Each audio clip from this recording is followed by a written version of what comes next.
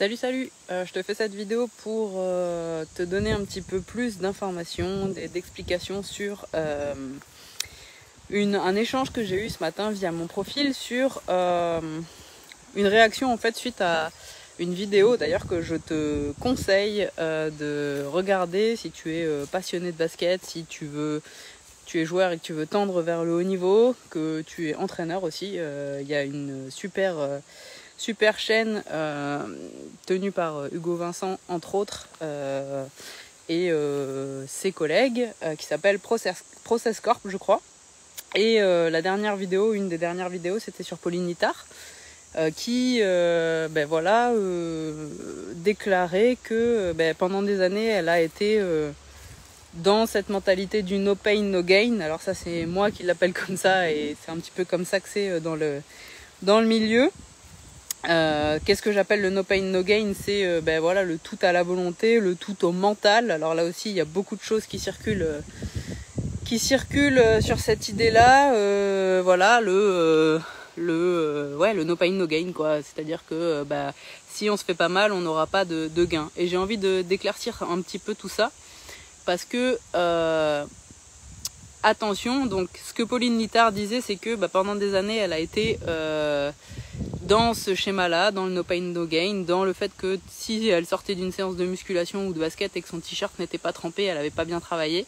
Si j'ai bien compris, si Pauline Littard, tu regardes, tu m'arrêtes si c'est pas ça. Et qu'aujourd'hui elle était dans une démarche, je crois qu'elle a 29 ans aujourd'hui, quelque chose comme ça, aux alentours des 30 ans, et qu'aujourd'hui elle était dans une démarche un petit peu plus à l'écoute de son corps, un petit peu plus, alors moi j'appelle ça féminine, avec des caractéristiques peut-être un peu plus féminines. C'est pas le cas de tout le monde, voilà, on a tous du féminin et du masculin en nous. Mais voilà, aujourd'hui elle est un peu plus dans cette démarche-là et dans une démarche peut-être nommée un petit peu plus intelligente. Alors qu'est-ce que ça veut dire et pourquoi est-ce que je prône ça aujourd'hui et tu m'entends dire ça souvent? Attention, c'est sur ça que je veux revenir, c'est que je ne prône pas le yoga à tout prix, je ne prône pas si tu fais 25 heures de yoga par jour, tu seras pro, pas du tout. Je prône justement ce côté no pain no gain, il en faut. Le côté volonté, le côté mental, le côté on y va, le côté guerrier, appelle-le comme tu veux, il est nécessaire si tu veux aller dans le haut niveau.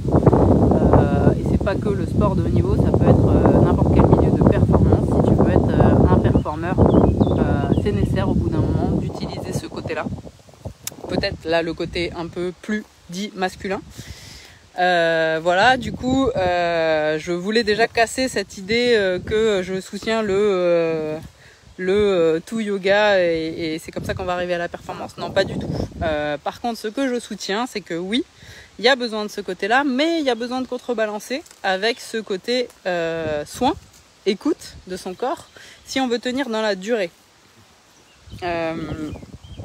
C'est pour moi nécessaire, c'est ce que je m'applique à transmettre à mes jeunes sportifs que j'accompagne, les jeunes sportifs potentiels qui ont envie de se diriger et éventuellement de faire une carrière de professionnel ou de semi-professionnel dans le sport de haut niveau. Je leur dis souvent que le niveau de soin d'eux-mêmes, il doit être au même niveau que leur niveau d'ambition, à la même hauteur que leur niveau d'ambition. Je vais trouver mes mots. Et du coup, c'est quelque chose que je répète souvent, que j'ai pas forcément toujours appliqué dans ma première carrière de basketteuse pro. C'est quelque chose que j'aurais peut-être aimé savoir avant. Ça m'aurait peut-être évité certains écueils. Mais c'est quelque chose en tout cas qui pour moi est ultra intéressant. Alors pourquoi est-ce qu'aujourd'hui je prône le yoga? Alors il n'y a pas que le yoga, si tu m'as déjà lu, si tu m'as déjà vu en vidéo, il n'y a pas que le yoga, ça peut être le yoga, la mobilité articulaire, j'ai parlé beaucoup de mobilité articulaire il y a quelques années maintenant. C'est quelque chose que j'ai très expérimenté sur la fin de ma carrière de basketteuse pro et qui a fait une grande différence, que j'utilise encore aujourd'hui dans ma pratique amateur du trail et qui me procure un grand bien-être et qui améliore mes performances. N'ayons pas peur des mots et de ce que ça apporte en termes de résultats. Le yoga, la mobilité articulaire, ce sont des pratiques qui sont hyper importante en combinaison avec bien sûr les entraînements techniques, bien sûr les entraînements physiques. On peut pas faire l'économie de ces entraînements là. On est bien d'accord, que ça soit bien clair. Voilà, si on passe pas des heures et des heures à la salle, si on passe pas des heures et des heures sur la piste, dans tous les cas on n'atteindra pas ses objectifs, ça c'est clair et net. Dans le milieu de l'entreprise c'est pareil, si voilà, on passe pas tant de temps à travailler sur ses compétences, on n'arrivera pas plus loin. Ça c'est clair, les heures de yoga n'y changeront rien. Par contre voilà, ça peut vraiment venir balancer et venir jouer sur le bien-être. Et encore une fois, alors je vois beaucoup de choses dans le milieu, je discute souvent avec beaucoup de milieux différents aussi. J'aime croiser les visions, j'aime entendre les expériences des uns et des autres. Je sais que le milieu agricole a beaucoup de mal avec ce côté bien-être aussi. Et pourtant, ils y gagneraient aussi. J'ai pour habitude de beaucoup observer.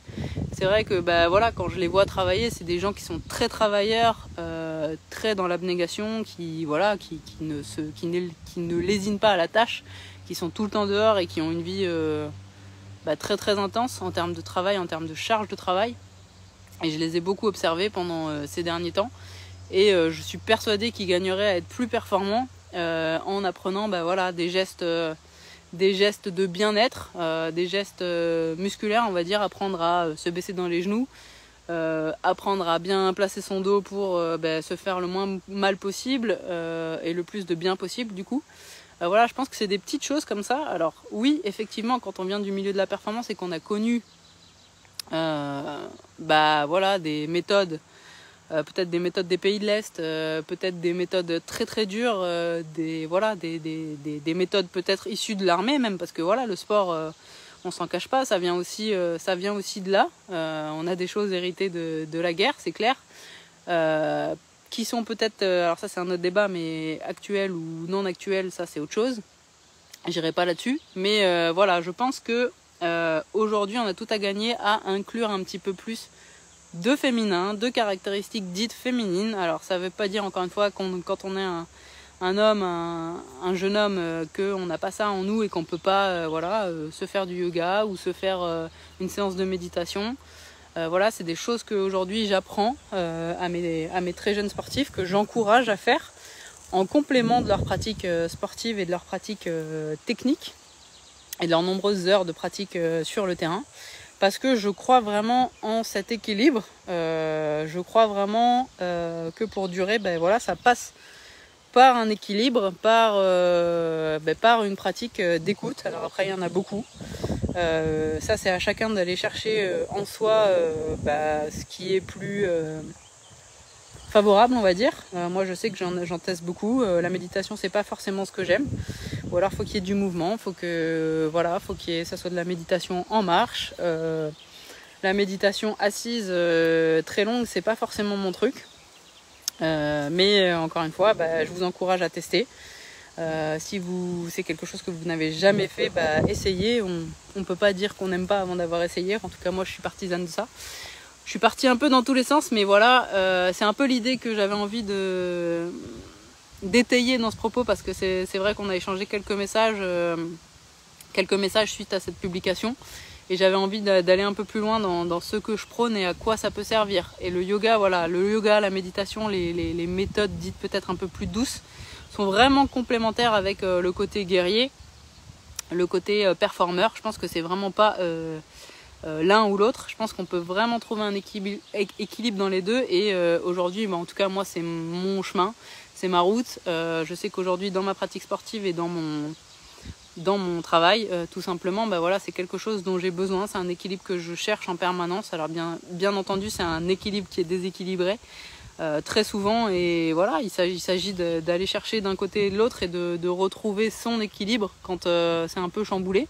En tout cas, c'est quelque chose qui me fait beaucoup de bien, et c'est là où je vois que je suis la plus performante. Encore une fois, on peut avoir tendance à croire que quand on est un guerrier et quand on vient de ce milieu-là,